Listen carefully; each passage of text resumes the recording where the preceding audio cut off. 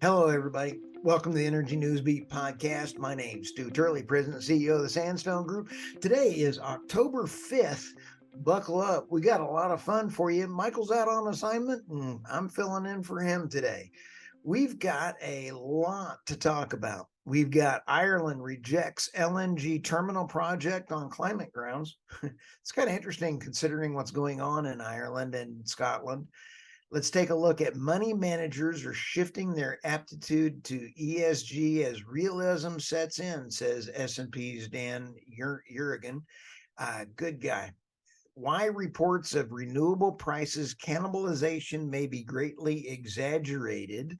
It's a pretty interesting article, and I don't agree with it, but we're going to cover it. South Africa gives a go-ahead for Totalenergies, as Michael would call it, to drill offshore. Saudi Arabia and Russia will not alter voluntary oil supply cuts. They want prices high for a reason, and we're going to cover that in just a sec. EU launches carbon border tax to push greener global trade. It's kind of interesting, but I don't think it's going to go anywhere. So with that, subscribe, like, share, tell your dogs, tell your friends, tell your in-laws. Thank you to all those that have been sharing, liking, and subscribing. We are just having an absolute blast. Send any questions at energynewsbeat.com. And if you want to be a podcast host, if you're a CEO or an industry thought leader, I want to talk to you about all types of energy. Remember, it's about delivering the lowest cost kilowatt per hour to all people of the planet and having the least amount of impact on the environment and delivering that. So let's have some serious fun. Ireland rejects LNG terminal project on climate grounds.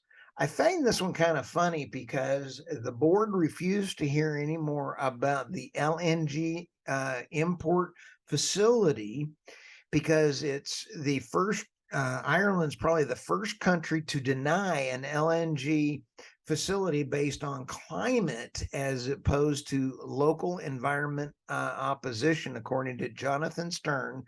He is a research fellow at Oxford Institute for Energy Studies.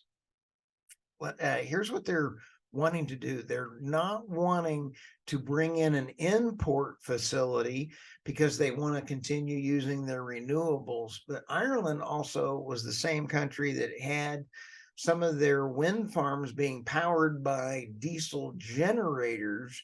And LNG is being touted around the rest of the world as being able to save consumers money as well as working with wind farms. So I'm not understanding why they're not wanting to do this.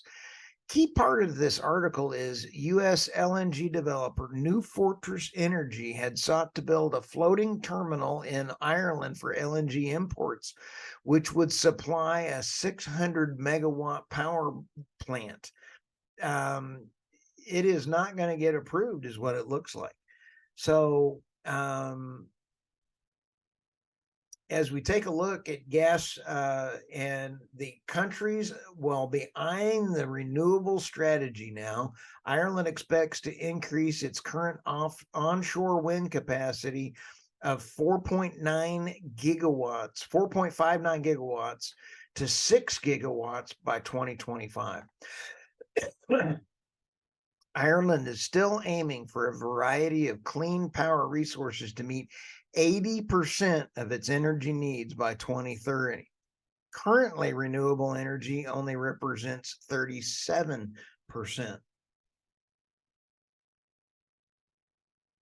Based off of all of the rest of the world and the amount that renewables and they cannot support it, let's watch Ireland and see if they can actually make this happen. Consumers for Ireland any good? This will be one to watch. Let's go to the next story. Money managers are shifting their aptitude to ESG realism sets in as S&P Dan Yergin. Dan is just a class act. He is a very, very knowledgeable man. And he says, quote, if you're if you're in a money management business, you do need returns. Wow, that's what Larry Fink finally said. And he says there will be no energy transition this week. And along with that line, Daniel in this article says, and we've seen that with more North American funds, that yes, we want to do the energy transition, we want to do ESG, but we actually need returns as well. And that shifted the attitude. There's kind of a more realism, quote unquote, Yergin said. In the second quarter of this year, investors have pulled 635 million from U.S. sustainable funds, according to the fund's Morningstar. That is an outflow of 11.4 billion from these sustainable funds in the last year. That's 11.4 billion out of those funds. And so that's why Larry Fink has come out and said in the last week that it is not, that energy transition is not going to happen. And he lost more than $1.7 trillion last year. The IRA, the Inflation Reduction Act, in terms of scale and money that's being poured in, there is nothing to compare to it. Second thing is cost of capital goes up. That's affecting renewables. And thirdly, if you look at what's happening, the cost of supply chain, there's technology and there's money realism, Daniel Yergin said. I'll tell you what, he's a sharp cookie and he's dead on right. The ESG movement in investing is coming to a slowdown and if not standstill, because you're seeing that with the wind farms. Nobody's bidding on them. You're seeing the pulling of ESG funding.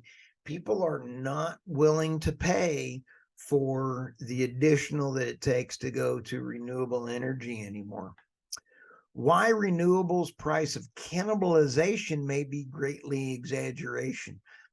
This article first made my head scratch a little bit. Price cannibalization is an emerging threat to the transition of zero carbon electricity grids as solar and wind permeate even further into the power mix. It's kind of saying cannibalization it happens when in California, as solar races ahead of the other technologies in the power mix, it kind of goes through concerns what will happen when the power comes on and they're producing a lot more, that it is cannibalizing the power. I'm not sure I totally agree with that. And it says, Tom Brown, an academic at the Technical University of Berlin, models 5 scenarios with different carbon prices. The highest carbon price would be in the scenario. It says the chart doesn't paint the dramatic crash of prices and near cannibalization would utter in. He adds that while some are arguing for radical electricity market designs by splitting the market up or making renewable subsidies permanent, the analysis here means that RAP does not believe a hugely radical market redesign is necessary.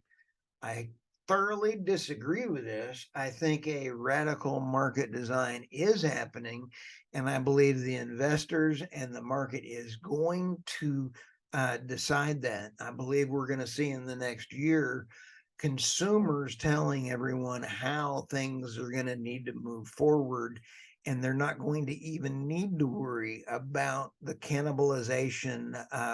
Renewables price cannibalization may be greatly exaggerated. I don't think you're going to even need to worry about it, because I think consumers are going to bypass this whole issue totally. Next one, we're going to go to South Africa gives go ahead for Totalenergies to drill offshore.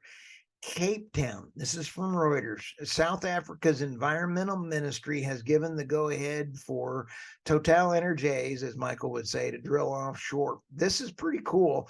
Block 5, 6, and 7 off the Cape Coast in the series of auctions. This is really cool.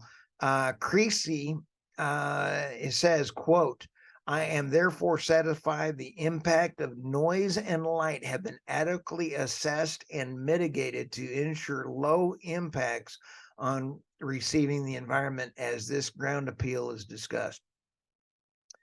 It is pretty cool. The massive gas fields off South Africa in 2019 and 20 did not immediately respond from Total. Totalenergies 40% and Shell also with 40%. It's pretty cool. We're glad to see the extra natural gas fields being explored and being done through economical and using ecological methods. Saudi Arabia and Russia will not alter voluntary oil supply cuts. They've confirmed that they are keeping their supply cuts in November. And it is, let's see here, Saudi Arabia continues with the extra 1 million barrel per day cut in November and December, and be approximately 9 million barrels per day until the end of the year, Saudi minister. This voluntary cut decision will be reviewed next month to consider the deepening or increasing the production. Alexander Novak, Russia's deputy prime minister, said both are keeping stable and balanced eye on the oil markets.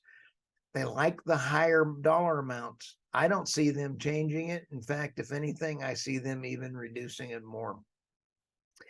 EU launches carbon border tax to push greener global trade. The pattern that is happening right now is the ESG movement is falling. Investors are now wanting their money back.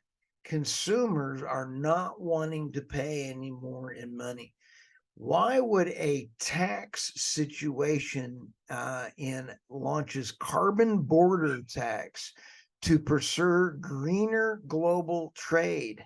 This has the markings of failure. Starting in 2026, EU importers and non-EU exporters will face a levy on emissions linked to their products, echoing the EU emissions trading system.